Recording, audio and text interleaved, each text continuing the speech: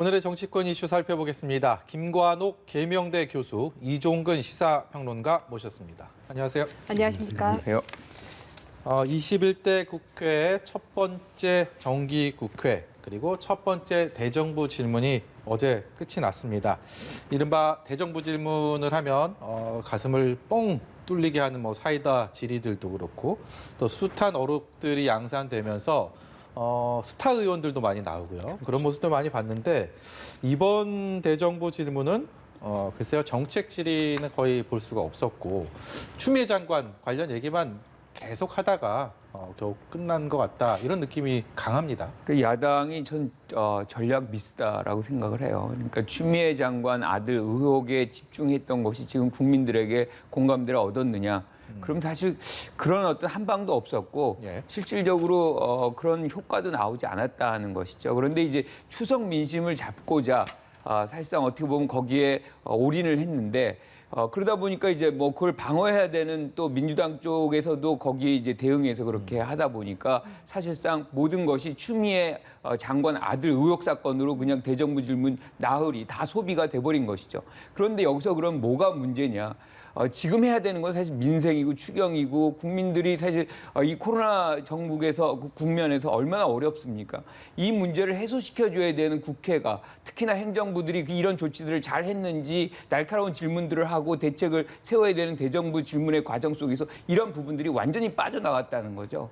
그러니까 이것은 국회가 어떻게 보면 이 국회가 해야 될 어떤 임무를 사실 하지 못했다, 안 했다라고 이제 평가할 수밖에 없는 것이고요.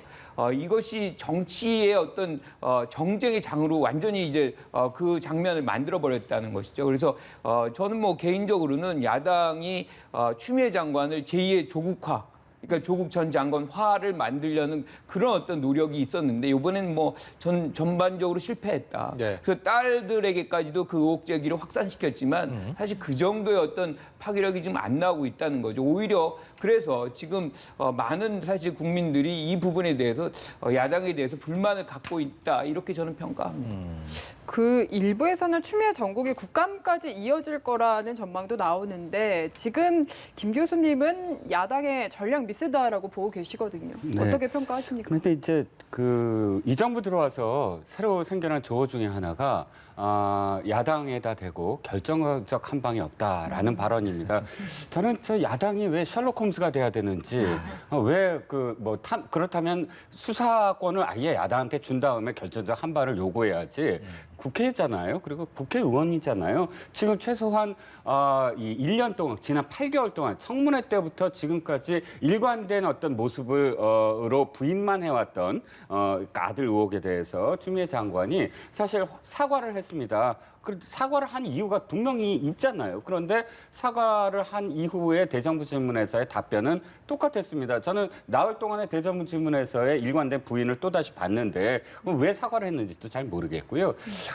저는 존경하는 교수님 말씀에 좀 토를 달면 이겁니다.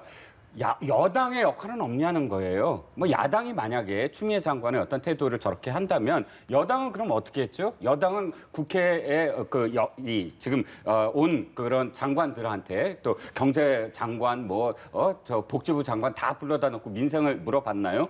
여당은 일관되게 추미애 장관 불러다 놓고 방어하는 놀이밖에 안 폈어요. 네. 그럼 여당 역할은 없는 건가요? 그래서 야당만 한 방이 없다거나 파괴력이 없다, 이게 아니라 여야가 또 욕을 먹으려면 여야가 똑같이 먹어야 되고 또 장관의 어떤 태도라든지 장관의 지금까지 어떤 의혹들과 관련해서 아예 지금 야당 의원을 불러다 놓고 훈계를 하고 조선 의원이 그래도 되느냐? 어떤 장관이 그렇게 얘기하죠? 그게 장관이 아니라 오선 의원의 자격으로 지금 얘기하는지는 몰라도 글쎄요, 저는 도리어 국민들이 정말 짜증난 어떤 그런 이 대정부 질문이다라고 한다면 야당의 물론 문제도 있었겠지만 예. 일관되게 추미애 장관의 저런 훈계 쪽, 탄식 쪽, 또 반격하는 듯한 또 그 시선 이런 것들이 도리어 더 국민들을 짜증나게 한 그런 대정부 질문이 아니었나 싶습니다. 대정부 질문을 바라보는 두 분의 위치는 다른 곳에서 쳐다봤지만 여당 의원과 야당 의원 그리고 국무위원 이 세 명의 세 주체에 대한 어떤 책임을 방기했다라는 부분에 대해서는 그다지 틀린 말씀이 아닌 것 같아서 다음 주제로 넘어가 보도록 하겠습니다. 정부와 여당이요 공정경제 3법 이것을 추진하고 있습니다. 그런데 국민의힘의 김종인 비대위원장이 여기에 대해서 찬성하는 그런 입장을 밝혀서 화제가 되고 있습니다. 좀 더 지켜봐야 될 것 같긴 한데요. 일단 김태년 민주당 원내대표 그리고 김종인 비대위원장 차례로 얘기 듣고 오겠습니다. 국민의힘이 정강 정책을 개정하면서 약자와의 동행, 경제 민주화 구현을 약속을 했기 때문에 이번에는 다를 것이다라는 것을 기대합니다. 이번 정기국회에서 공정경제 3법을 처리해서 공정경제의 제도적 토대를 쌓아야 합니다. 사실 우리 당도 이번에 정강정책을 채택하면서 경제 민주화라고 하는 것을 갖다 채택을 했기 때문에 그 일환에서 볼 것 같으면 전혀 모순이 안 된다고 나는 생각을 해요. 여론에서 무슨 반시장적인 법이 아니냐 이렇게 하는데 그건 반시장적이라는 법 표현 자체가 잘못된 거예요. 세 가지 법 자체에 대해서 우리 당의 입장은 뭐 거부할 입장이 아니라는 거예요. 네, 먼저 공정경제 3법에 대해서 간단히 간략히 설명을 드리면 상법, 그리고 공정거래법, 금융그룹 감독법 이 세 가지 법을 얘기를 하는데 관련 개정안인데 법안을 발의한 쪽에서는 시장 공정성 그리고 기업의 투명성을 높이기 위한 법안이다라고 얘기를 하고 있고요. 지난달 국무회의를 통과하고 지금 국회로 넘어온 상황입니다. 여기에 대해서 정부 여당은 이 법안을 추진하고 있기 때문에 당연히 찬성하고 법안을 통과시키기 위한 노력들을 하고 있는데 반대편에 있는 국민의힘의 김종인 비대위원장이 경제민주화 주창자로 이미 잘 알려져 있는 상황에서 보수 여당을 이끌고 있는 대표가 여기에 대한 찬성 입장을 피력했다. 여기에 대해서 국회의 눈길이 확 가고 있는 그런 모습입니다. 그렇죠. 이 개정안이 시도된 건 여러 번 차례입니다. 사실 그 필요성이 있거든요. 그런데 이제 그것이 계속 좌절되다가 지금 김종인 비대위원장이 여기에 대해서 호응을 하는 것이 지금 현상이고 그런 상황에서 사실 처리될 가능성이 좀 매우 높아졌다 이렇게 보는 거죠. 그런데 이제 이것이 또 어떤 의미를 갖냐면 지금 협치 얘기를 계속 하고 있잖아요. 어떻게 보면 여야 협치의 결과물로서 1호로 등극할 수 있는 네. 그런 필요성도 있고 사실상 그럴 가능성도 굉장히 높아졌다. 네. 김종인 비대위원장이 사실 2012년 대선 때 박근혜 당시 후보죠.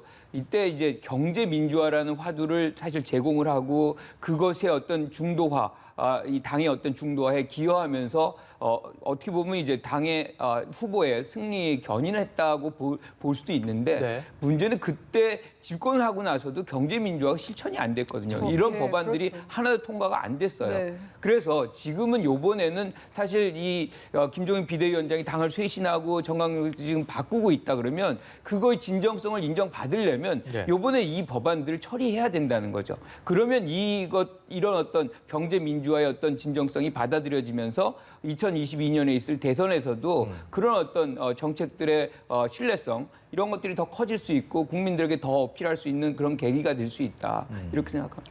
네, 이게 실제로 뭐 새누리당에서 상법이나 공정거래법 개정 같은 거를 추진을 과거에도 한 사례가 있긴 한데 이게 추진을 실제로 하다 보면은 당내 반발이 상당해서 무산됐던 사례가 많이 있거든요. 네, 그렇습니다. 그래서 이게 김종인 위원장이 실제로 추진을 한다 해도 당내 반발을 과연 넘어설 수 있을지 이 부분이 사실 궁금합니다. 네, 그렇죠. 그러니까 자유한국당 시절에도 어쨌든 무산된 적이 있고요.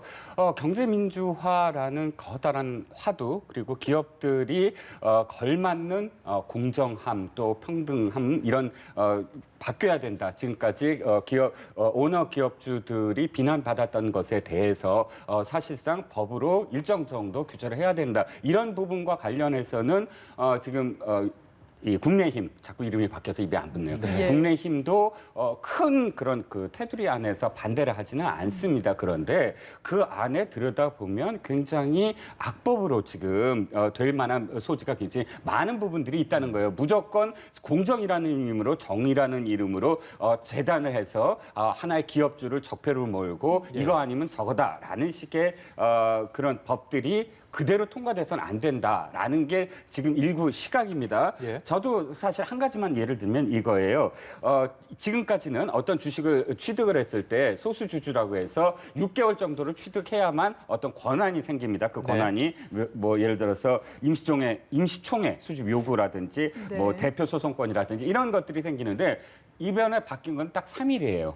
3일만 취득을 하면 그 모든 것들의 권한이 생깁니다. 이랬을 때 또 3% 의결권 제한, 뭐 지금 그것도 있습니다. 이런 것들이 연결돼서 헤지펀드 아시잖아요. 우리 예. 론스타 때 얼만큼 상처를 입고 이 헤지펀드들이 횡행해서 우리 이 기업이나 경제에 큰 타격을 받은 거 다 아시잖아요. 그러면 이건 간단하게 얘기하면 헤지펀드 보호법이라고 이야기합니다. 헤지펀드들에게는 그냥 선물을 하나 주는 거다. 그래서 그 안에 뭐가 있냐면 회계장부 열람 신청권이 있어요. 그럼 마음껏 들여다보고 마음껏 소송을 제기할 수 있는 그런 법안이다라고 우려를 표명한 게 굉장히 오래전부터 해왔지만 네. 그것과 관련해서 정부 여당은 그대로 통과시키려고 하고 있고 또 전체적인 어떤 입장에서는 김정인 위원장이 이거 다 통과시켜야 돼라고 표현한 것 그게 저는 문제라는 거죠. 그러니까 일부 쟁점되는 조항들은 충분히 수기를 해봐야 된다라는 정도의 어떤 그런 단서도 붙이지 않고 경제민주화니까 우리가 받아들여야 된다. 이건 반시장법이 아니다라고 단언한 것 그런 태도 자체가 지금까지 어찌됐든 이 일부 악법이라고 생각할 수 있는 조항들에 대해서 견제를 해왔던 지금 입장에서는 상당히 우려되는다라고 얘기할 수가 있습니다. 근데 그거를 이제 악법이라고 지금 규정을 하시면 시도 자체가 기업의 어떤 투명한 경영 그리고 이제 재벌들의 어떤 사적 이익을 추구하는 것을 좀 방지하는 그런 차원에서 지금 접근이 되고 있는 거거든요. 네. 그래서 지금 말씀하신 게 뭐 감사위원 분리 추천하는 거, 그다음 선출하는 거, 그다음에 다중 대표 소송제 뭐 이런 얘기를 지금 하고 있는 건데 사실은 심의 과정에서 이런 부작용들이 있을 수 있는 것들을 제거해 나가면 되는 거거든요. 그래서 그 부분을 최소화한다면 사실 그 목적이 얼마나 가까이 가느냐가 문제인 것이지 그런 것들이 두려워서 아예 시작을 안 한다. 그러면 계속해서 투명 경영 어려워지고 재벌의 사적 이익 계속 추구해도 되는 것이냐라고 한다면 그러면 이제 공정 경제 질서가 만들어지지 않는 거잖아요. 그래서 지금은 우리가 이 김종인 비대위원장도 이렇게 구체적으로 얘기하고 있으니까 심의 과정에서 최소화하는 그런 심의 과정. 여야가 이거는 정당의 어떤 차이를 떠나서 뭔가 우리의 미래의 어떤 시장 경제가 공정해야만 사실 기업도 그거 궁극적으로는 더 좋은 현상이 나타나거든요. 그래서 그것이 모두에게 이익이 될 수 있다는 것을 사실 받아들이면서 좀 참여를 하는 것이 어떻겠나 이렇게 생각합니다. 국민의힘 내부에서도 분명히 반대하는 목소리는 앞으로도 있을 텐데 네. 이 법안을 논의하는 과정에서 과거에 새누리당 시절 그리고 자유한국당 시절이랑 비교해서는 지금의 이 논의할 수 있는 어떤 협치의 장이나 이런 것들은 토대는 그때와는 좀 차별화가 돼서 마련이 돼 있다 이렇게 봐도 됩니까? 어느 정도는 그래요. 왜냐하면 이것이 모두 다 리더십, 그러니까 그 지도부가 어떤 방향으로 가느냐에 따라서 사실은 달라지는 것이거든요. 그렇게 말씀을 하신다면 사실상 당시의 새누리당이나 자유한국당보다 김종인 비대위원장이 지금 생각하는 것, 경제민주화에 대해서 생각하는 것과 이 법에 대해서 정경련이라든지 경제 5단체장에 가서 설득을 하려고 하는데 거기에 대한 어떤 대응하는 네. 논리라든지 이런 것들을 봤을 때 지도부의 의지가 그 어느 때보다 지금 굉장히 뚜렷하다. 이런 부분에 있어서는 상당히 지금 이 법이 굉장히 예전보다는 통과될 가능성이 높아 보입니다.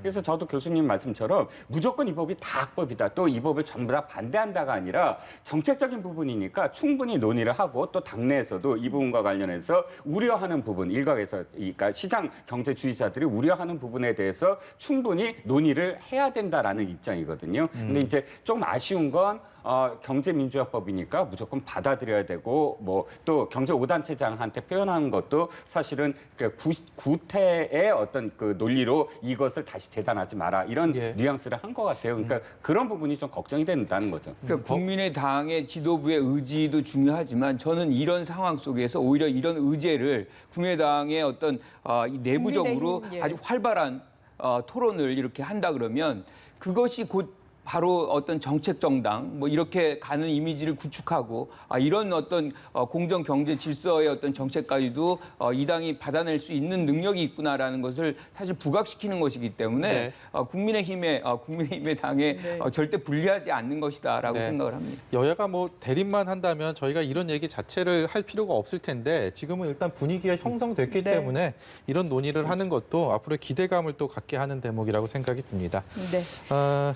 네. 이 얘기도 해보시죠. 그 한국조세재정연구원 조세연이요. 지역화폐의 경제적 효과에 대해서 보고서를 내놨는데 좀 혹평한 내용이다 보니까 이재명 경기지사가 얼빠졌다라는 식의 표현을 하면서 좀 강하게 비판을 했고요.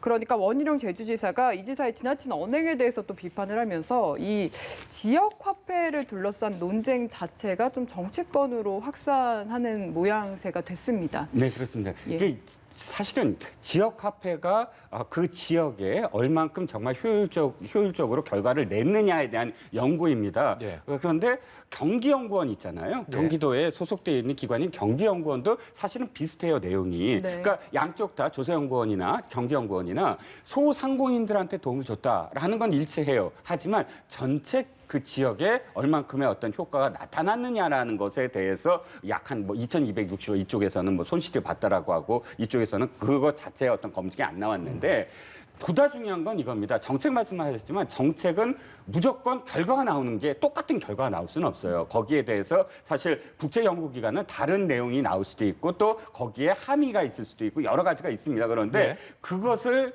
바라보는 그런 이 지자체장이나 혹은 리더들의 표현인 거예요. 이렇게 나오면 그렇게 나오는 데에 대한 어떤 정말 꼼꼼한 분석을 해서 거기에 대응 논리를 하든지 아니면 참조를 하면서 최소한의 이 부분에 있어서는 내가 이 기록을 어떻게 참조하겠다. 이런 태도가 올바른 태도인데 자신이 생각하는 주장하는 그 범위 내에 들어오지 않았다고 해서 얼빠지고 적폐다라고 국책연구원을 표현해 버린다면 그렇다면 앞으로 만약에 좀 과장된 어떤 지금 말씀을 드리자면 대통령을 꿈꾸시는 분이니까 대통령이 됐을 때 그 밑에 들어오는 모든 어떤 뭐 통계라든지 분석이라든지 이런 것들이 자신이 생각하는 어떤 방향대로 안 된다고 그러면 똑같이 그것을 재단해 버린다. 그거는 프로크루스테스의 침대거든요. 예. 그거 침대에 맞춰버리는, 그러니까 길면 자르고 모자라면 늘리겠다라는 것인데 이렇게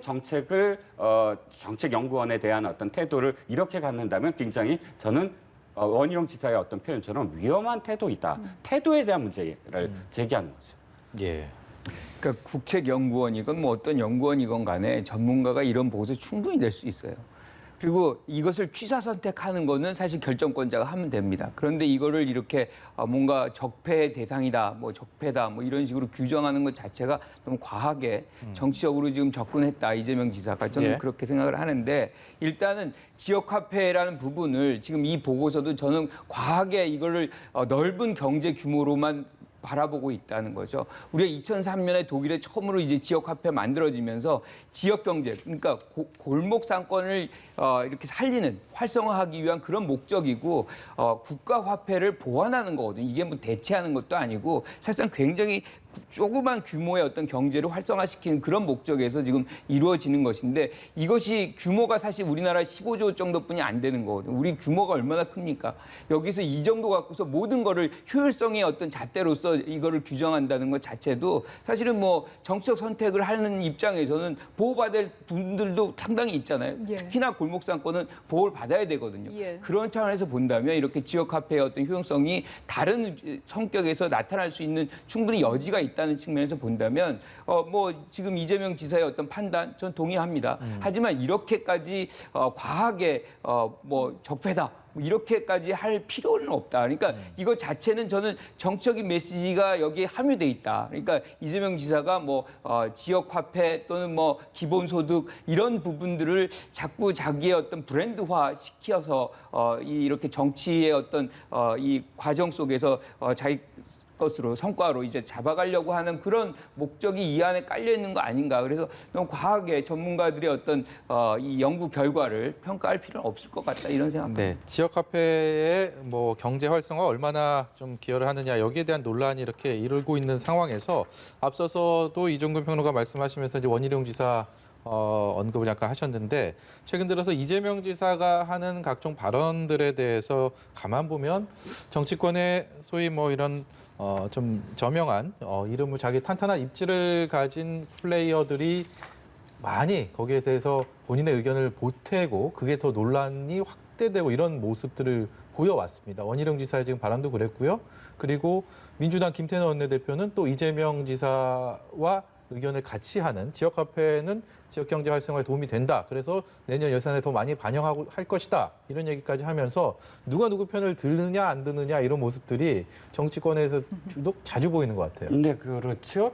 어쨌든 이 상황 자체는 이재명 지사에게는 굉장히 좋은 호기라고 보여집니다. 왜냐하면 일단 원희룡 지사와도 이런 것이죠. 그러니까 그 기본소득과 관련한 토론회가 있을 때 원희룡 지사가 이재명 지사를 모 방송국에서 토론에서 붙였거든요. 네. 즉 이재명 지사가 언제나 깃발을 꽂고 그 상대방이 여러 사람으로 바뀌는 모양새. 그러니까 이재명 지사의 어떤 브랜드화되는 그런 양상이 지금 보여지고 있고 또 이 문제와 관련해서는 굉장히 파생되는 문제들이 많지 않습니까? 재난 지원금만이 아니고 뭐 기타 등등 기본소득을 기반으로 해서 복지냐, 경제냐, 선별이냐, 뭐 보편이냐 이런 쟁점들이 굉장히 많이 파생이 되는 어떤 상황이기 때문에 이재명 지사가 어떤 의미에서는 상당히 지금 앞서가고 있다. 그러니까 이 다른 어떤 논란이 없어요. 지금은 어떤 네. 대통령 선거라든지 기타 이 당과 당이 부딪히는 쟁점이 전혀 안 보이고 기본소득이냐 선별이냐 보편이냐 이런 쪽으로 지금 가고 있기 때문에 이재명 지사로서는 상당히 좋은 어떤 상황이긴 하지만 저는 교수님 말씀에 전적으로 동의를 하는 게 이럴수록 사실은 자신이 이제 메인스트림이다, 자신이 주도하고 있다라는 자신감 속에서 모든 포용하는 모습도 보여야 되고 쟁점을 확산시키는 모습을 보여야 되는데 그 이전에 성남시장이라든지 혹은 뭐 기타 잘 알려지지 않았던 시절의 정치인처럼 아직도 표현의 그런 어떤 그런 언급으로서 자꾸 노출이 계속되는 것은 예. 이재명 지사에게 또 그렇게 좋은 어떤 그런 상황은 아니다라는 생각도 듭니다. 네, 알겠습니다. 그 더불어민주당 박용진 의원도 요즘 상당히 곤욕을 치르고 있는 것 같습니다. 한 방송에 출연해서 소신을 밝혔다가요, 일부 지지자들에게 항의를 받고 있는 상황인데요. 어떤 내용을 말했길래 이렇게까지 곤욕을 치르고 있는 건지 내용부터 함께 듣고 오시죠. 교육과 병역은 온 국민의 관심사이기 때문에 국민의 영린이다. 그래서 되게 예민하게 다뤄져야 되고 낮은 자세로 이 문제를 처리해야 된다고 생각을 하는데 계속해서 이게 불법이다 아니다 이렇게만 바라보고 있는 것에 대해서는 저는 뭐 제가 같은 국회의원으로서 그리고 군대를 갔다 온 휴가에 아주 관심이 많았던 사람으로서 우리 국민들의 이런 의혹 자체에 대해서 죄송스럽게 생각하고 또 군대 다녀온 평범한 청년들에게도 그들이 갖는 허탈함이 어떤 건지에 대해서도 죄송스럽게 생각합니다.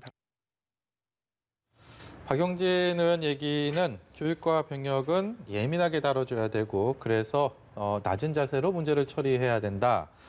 군대에 다녀온 평범한 청년들 혹시 허탈감 느끼고 있다면 죄송스럽게 생각한다. 이런 얘기를 한 겁니다. 이제 뭐 추미애 장관 아들 관련 의혹이 맞다 아니다. 그게 불법이다 아니다. 공정하다 불공정하다 얘기가 아니고 좀 통상적인 그런 얘기를 한 것 같은데요. 여기에 대해서 민주당 일부 열성 당원들 친여 성향의 뭐 누리꾼들로부터 문매를 맞고 있다고 합니다. 본인 사무실에도 그렇고 본인 휴대전화로도 그렇고 각종 기사의 댓글들도 어떤 소신 발언의 공경에 처하게 되면 이런 상황에서 어떻게 이제 앞으로 누가 소신 발언을 과연 할 수 있을 것인가 이런 생각을 해보게 됩니다. 근데 저는 이게 소신 발언인가? 소신 발언 아니죠. 국회의원이든 뭐 저도 할 수 있는 얘기고 누구나 할 수 있는 얘기입니다. 예.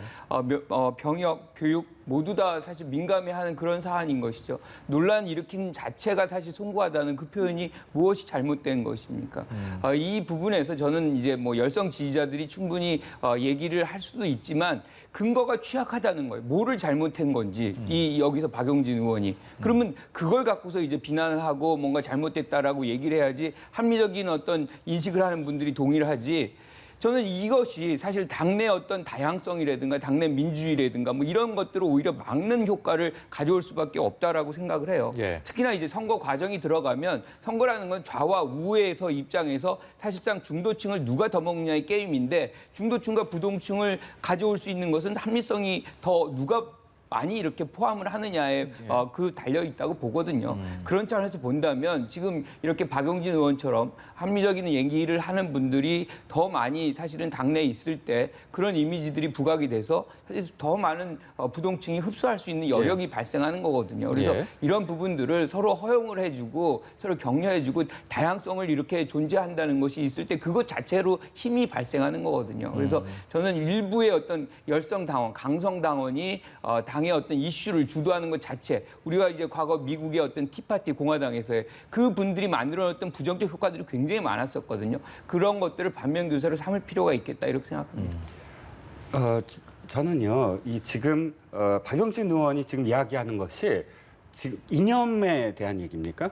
아니면 강령에 대한 이야기입니까? 아니면 정책에 대한 이야기입니까? 아니에요. 한 의원, 한 장관, 이 당 출신의 장관의 개인 의혹이에요. 그런데 이 정당이 자꾸 이 정책에 대해서 이견이 있는 것도 아니고 그런 토론이 아니잖아요. 예. 한 장관들의 어떤 그 개인 비리를 무조건 똑같은 목소리를 내야 된다. 이렇게 지금 몰고 가는 거잖아요. 그래서 제가 한나라당 시절에 일화만 하나 말씀드릴게요. 한나라당이 집권하고 있을 때 굉장히 지지율도 높았어요. 근데 지지율 높은 게 모든 걸 다 잘해서가 아니라 남원정이라고 불리는 그런 그 소수, 그러니까 이 젊은 의원들의 이야기, 반대의 이야기를 다 담아냈기 때문에 굉장히 역동적으로 보였거든요. 예. 그런데 한나라당의 계열 정당이 망했던 어떤 분위기가 어떤 분위기인지 아십니까? 유승민 원내대표가 다른 이야기를 냈다고 유승민 원내대표를 끌어내리는 장면에서부터 사실 몰락하기 시작했거든요. 한 정당이 안에서 목소리를 뜨겁게 내는 의원들을 얼마나 사실 북돋워 주느냐. 예. 그게 그 정당의 생명이다라고 생각을 합니다. 예.